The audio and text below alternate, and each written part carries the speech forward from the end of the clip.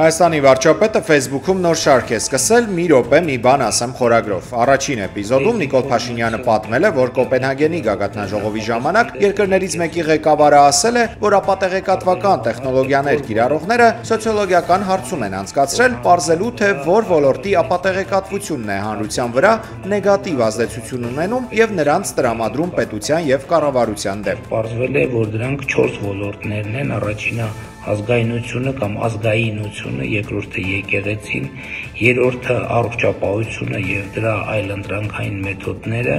եւ չորրորդը դավադրությունները։ Այսպիսով, ինչպես նշել է Նիկոլ Փաշինյանը, իր առակը ցուցանում է, որ հայկական եւ եվրոպական հանրությունները շատ չեն տարբերվում։ Հայաստանում ատելության խոսքն ունի մտահոգիչ տարածում եւ օգտագործվում է գրեթե ամենօրյա ռեժիմով, հայտարարել է Մարդու իրավունքների պաշտպան Անահիտ Մանասյանը։ Նրա խոսքով ակադեմիական համայնքի հանրային ու քաղաքական գործիչների կողմից հնչող ատելության խոսքը մեջբերում չափազանց վտանգավոր միտում է եւ կարող է հանգեցնել խորքային բացասական հետևանքների։ Մանասյանը նշել է, թե խորհրդարանը, թե հանրային քաղաքական գործիչները առանձնահատուկ պատասխանատվություն ունեն ատելության խոսքի կանխարգելման եւ դրա դեմ պայքարի արդյունավետ գործիքակազմի ձևավորման հարցում։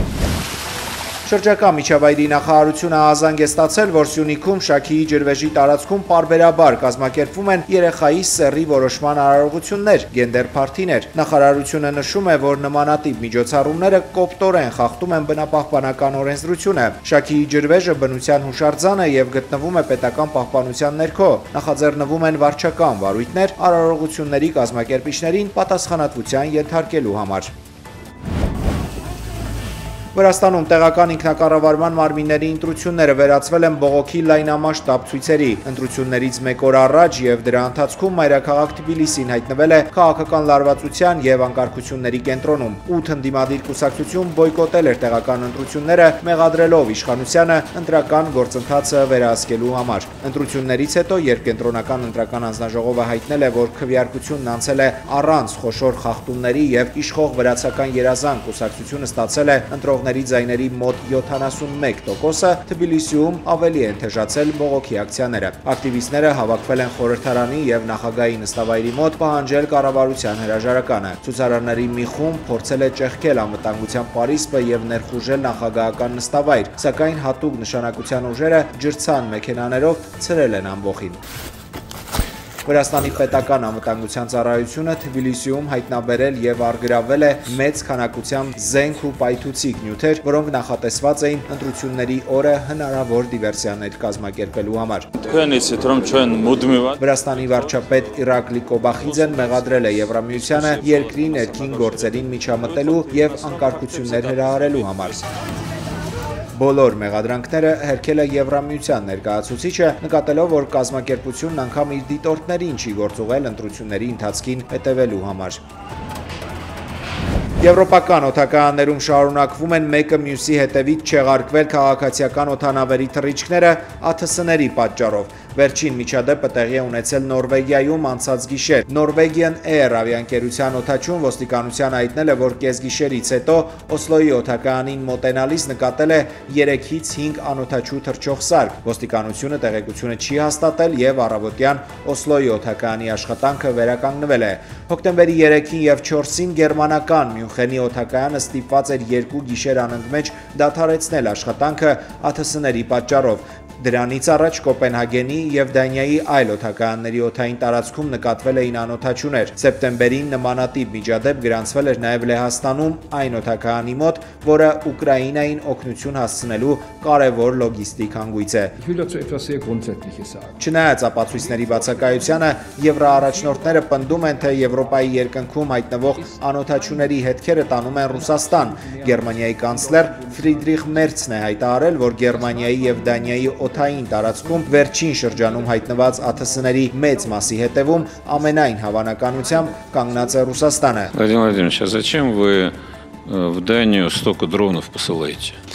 Не буду больше. Դաշնության ղեկավարն անցած շաբաթ հայտարարել էր, որ Ռուսաստանը չունի այդքան հեռու թռչող ԱԹՍ-ներ եւ ակնարկել էր, որ անօդաչուներ բաց թողողները հենց տեղի բնակիչներ են, որոնք չարկատակներ են անում եւ զվարճանում։ Շուտ կա, շուտ փրկեմ ես ճիրաններից, ես ինչ եմ իր վիճակը։ փոխանցել իմ խոսքերս Գյումրու ծեր մանկավարժ Գյումրեցի տարեց մանկավարժի սրտառուչ խոսքը մեր ձևով շարժման համակարգող Նարեկ Կարապետյանին դարձավ հանրապետական մեդիայի շաբաթօրյա լրահոսի գլխավոր կողմնորոշիչը։ Լրատվականների ուշադրությունը գրավեց Գյումրին։ Հանրապետության երկրորդ քաղաքը նշում էր իր օրը։ Առավոտյան մարդաշատ էր հատկապես հայրաքաղաքի Հասմիկ Կիրակոսյան 34 հասցեն։ Այստեղ մեր ձևով ժողովրդական շարժումը բացեց առաջին մարզային գրասենյակը։ Պես ասում են իր գործ։ Կարևորը որ փակ կաբինետներ չեն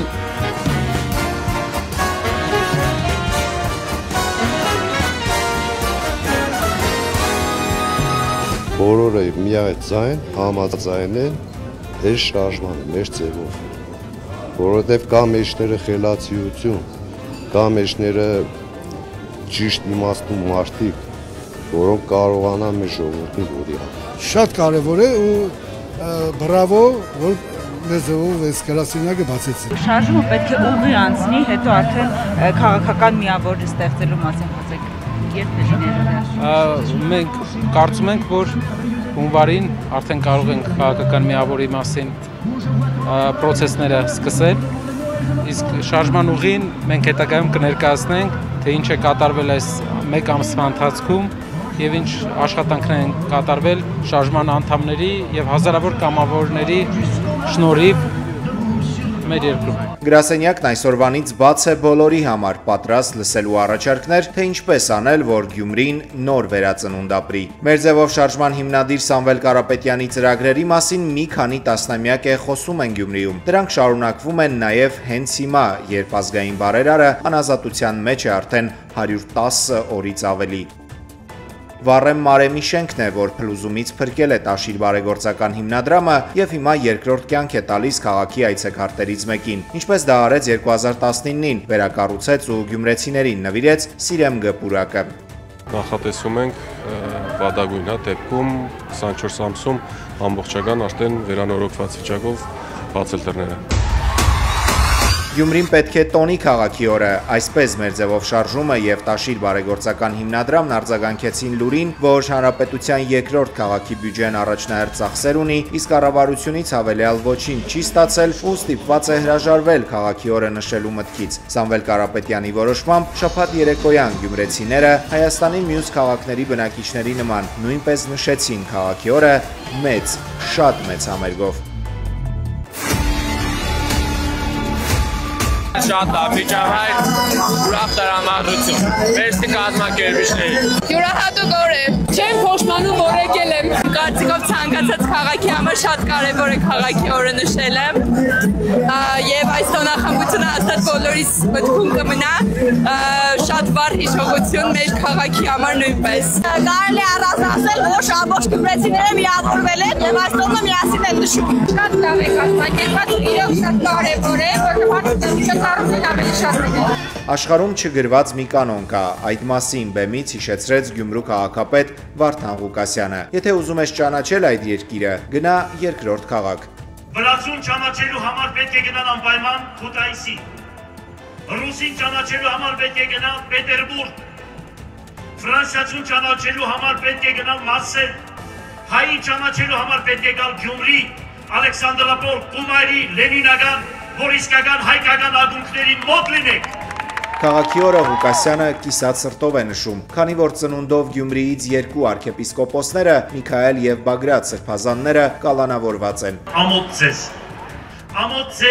ու ամոթ ձեզ։ 65 տարեկան եմ, բայց չեմ տեսել, որ եպիսկոպոս կամ հոգևորական ուրեմն ակսորեն։ Անսպասելի ավարտվեց Վարդան Ղուկասյանի ելույթը։ Գյումրու քաղաքապետը սկսեց երգել։ Ես արամն եմ, քաչարամ, ինձ տանում է